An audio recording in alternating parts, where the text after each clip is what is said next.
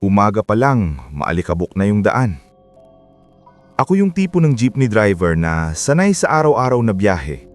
Pare-parehong ruta, pare-parehong mukha ng pasahero, pare-parehong kwento. Hanggang sa isang araw, may sumakay na lalaki sa may terminal. Medyo may edad na, nakakap at may dalang lumang bag na parang galing probinsya. Sabi niya, "Boss, hanggang dulo lang." Walang problema, madalas ko naman yun marinig eh. Tahimik lang siya buong biyahe. Hindi makwento, hindi rin tumitingin masyado sa paligid, nakatingin lang sa sahig ng jeep. Pagdating namin sa dulo ng ruta, hindi pa siya bumababa. Sabi ko, "Sir, dito na po last stop." Tumanggo siya, pero hindi agad bumaba. Parang may iniisip. Sabi niya, "Pwede bang dumaan pa tayo sa lumang tulay?" Natigilan ako. Yung lumang tulay na sinasabi niya, hindi na ginagamit sa regular na daan. May bagong tulay na kasi. Yung luma, ginagamit na lang minsan ng mga naglalakad o tricycle kapag shortcut. Pero delikado lalo na paggabi. Sabi ko, "Sir, sarado na po yun sa normal na biyahe." Sabi niya, "Saglit lang, may kukunin lang ako." Hindi ko alam bakit pumayag ako. Siguro dahil may bayad naman. Siguro dahil mukhang simple lang yung pakiusap niya. Habang papunta kami doon, mas lumiliit yung kalsada, mas tahimik, mas kakaunti yung bahay. Pagdating sa may lumang tulay, pinahinto niya ako. Bumaba siya agad, diretso sa gilid ng tulay. Hindi niya sinabihan na hintayin ko siya, pero huminto na lang ako. Mula sa upuan ko, kita ko siya sa labas, nakaharap sa ilog, nakatayo lang. Mga ilang minuto din yun. Wala siyang ginagawa. Parang may tinitignan lang sa baba. Hanggang sa bigla siyang naglakad palayo. Hindi siya bumalik sa jeep. Naghintay ako mga 5 minuto, baka bumalik pa. Wala. Bumaba ako para hanapin siya. Pero yung kalsada papunta sa tulay, kitang-kita mo lahat. Walang tao, walang takbo, walang kahit anino. Parang hindi siya bumaba doon. Umuwi na lang ako. Medyo inis pa nga kasi sayang oras. Kinabukasan, may narinig ako sa terminal na may nahulog daw na lalaki sa lumang tulay ilang araw na ang nakakalipas. Tricycle driver daw yung nakita. Hindi ko pinansin agad. Hanggang pinakita nila yung larawan. Yung mukha. Siya yung sumakay sa jeep ko. Simula noon, tuwing dumadaan ako sa dulo ng ruta, hindi na ako humihinto kahit may kumakaway sa gilid ng daan. Kasi minsan, hindi mo alam kung yung sinasakyan mo, buhay pa talaga nung una mo siyang nakita. Nangyari to noong 2015, nung nagkaroon kami ng company outing sa Baguio. Doon kami nagstay sa teacher's camp. First time ko pumunta ng Baguio noon. Kaya wala talaga akong idea na ang dami palang kwento doon tungkol sa mga multo. Excited kaming lahat kasi first out-of-town outing namin yun. Marami kami, kaya 2 bahay yung nirent namin. 3 van pa nga yung sinakyan namin papunta.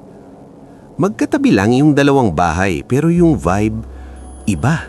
Lalo na dun sa isang bahay na tinuluyan namin. Medyo mabigat yung pakiramdam kahit bagong dating pa lang kami. Pagkatapos naming mag-ayos ng gamit sa mga kwarto, naglibot agad kami sa paligid. Picture dito, picture doon. Sobrang saya kasi inaabangan din namin yung pupuntahan namin kinabukasan, lalo na yung La Presa dahil fan yung iba sa teleserye na doon kinunan. Unang gabi, may nangyari sa kwarto namin.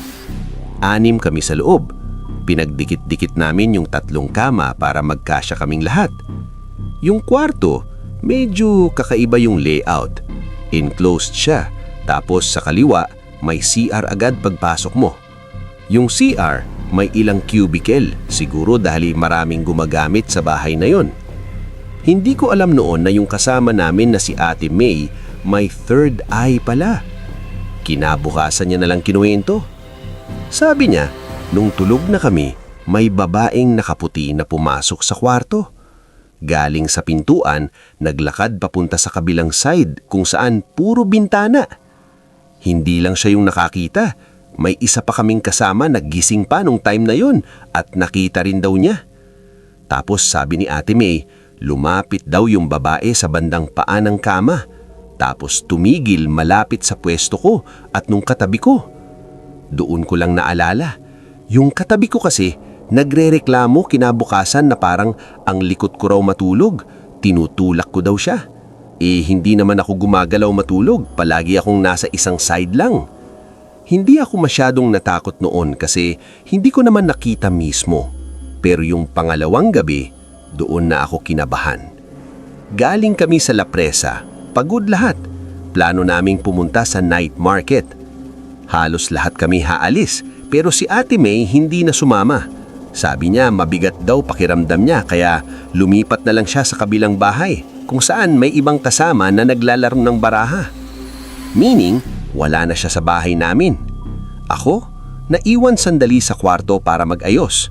May salamin kasi sa loob, nakaharap sa pintuan, kaya habang nag-aayos ako, kita ko kung may pumapasok o lumalabas ng CR.